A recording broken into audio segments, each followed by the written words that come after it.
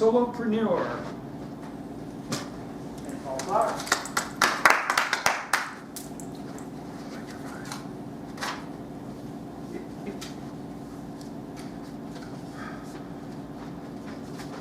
So a little background on this story as we take a fun little trip from past to present and then the very real and near future. It starts off with three amigos. Now, for the sake that clearly we're being recorded and this is going to be live, I'll change the names ever so slightly just so that no one ever comes back and says, "He was talking about me. Now I want to sue him." Because that happens in America. Never, right? So this is a story about small, medium, which is me, and tall, the three amigos. Small, medium, and tall all grew up together. Now, these guys have known each other 20 plus years.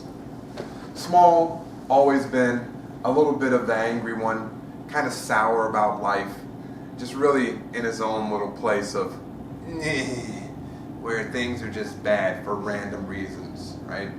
Where's the sunshine? Nowhere. Why is it so cold? Why is it so hot? Why is this person talking so much? Why are they smiling? Small, you would think, had a bit of a Napoleon complex. Maybe, maybe not, considering he's 5'10". Not sure. Now tall, oddly enough, was kind of similar to small. Finds himself in situations where positivity, which you would think would just radiate from this group, didn't quite find itself there. So there's your background. And then of course medium, clearly, a little smiley, a little radiating sunshine, a little optimistic. So all three of these guys got together and there was this one phenomenal piece of clothing. Now again, for the sake of it being recorded, I'll modify the clothing slightly. It's a hat. This was the most fantastic hat that anyone had ever seen. In fact, these guys went to a hat convention wearing these specially made hats, and everybody loved them. They loved them so much they would come up and ask, "Hey, can I touch your hat?" Now think about that. One grown man coming up to ask another grown man if he can touch his hat. A little strange, but it actually happened at this hat convention. So all of a sudden, a few more people would come, they'd take pictures with the hat, they would touch the hat, they would even ask where they could buy the hat. And there was, of course, no answer to that last question of where can I get one. So medium, that's me, decides, hey, small, tall, let's start making these hats as a business. Let's get legal, let's get legitimate, let's put a corporation around it, get trademarks, start branding ourselves as the awesome hat guys. Small and tall say, yeah, okay, we can do that. So they all sit down, we all sit down. Have a meeting, small, medium, and tall, we write out things, we say this is how we can divide up responsibilities, this is how we can divide up startup costs, because of course there's a cost to starting a business. Crazy thought there. And all of a sudden, small and tall got a little antsy when they realized that it might cost them $25 to start a business, to invest in startup materials. Oh no, don't let it be 100, considering they're all adult males. Shouldn't really be a problem. But apparently it was. So 2 weeks after small, medium, and tall say, we're going to do this as the three amigos, small and tall pick up the phone and call medium and say, you know what, medium, we're just really having some doubts about this business thing. What if we fail? What if it doesn't work?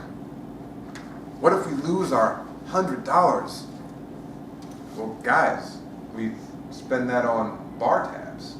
We spend it on shoes, car parts. The most random things we'll find ourselves spending $100, a couple $100 on, as opposed to really taking these hats to the next level.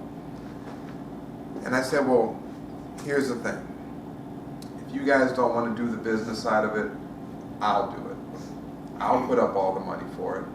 Now with that, we're no longer going to be equal partners, because what sense would it make for me to take all the risk and everyone equals the reward, but everyone's not as forthcoming when it comes to getting it started? Kind of like that one story, what was like the rooster and the chicken, the rooster story, where the rooster goes out and who's going to help pick the oat? Not me. Who's going to help crush the grain? Not me. But when it comes to eating the bread, oh, everyone wants to join in.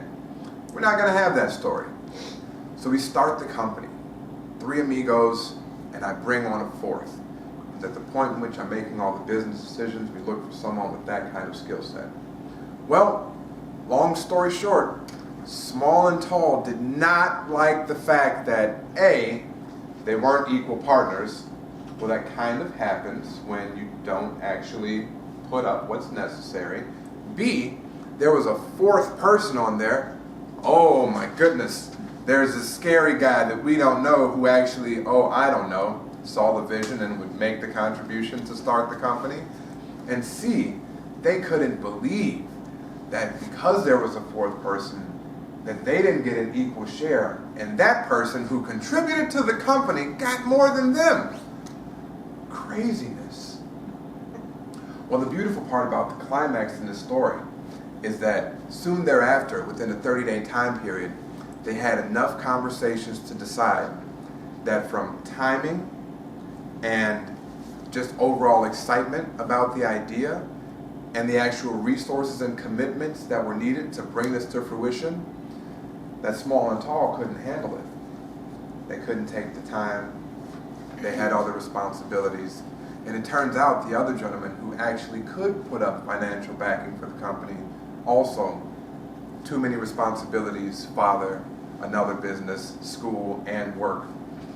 So with that, Medium became the solopreneur.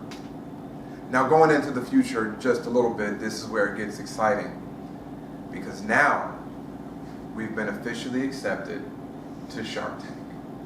So ladies and gentlemen, the moral in this entire story is sometimes you'll have people that'll say they can do a thing and they'll back up. Sometimes you'll have friends that say they support you and it turns that they don't. And other times you'll have a vision that's given to you but everybody else doesn't see it. So what do we learn there? Regardless of who decides to come, who decides to go, who sees it and who doesn't, if you have a vision and it's been made possible for you to get to that next level, to go and take that idea where you want to take it, follow that vision, follow that dream, and you might just see yourselves on the other side of a Shark Tank television camera. Mr. Toastmaster. Paul.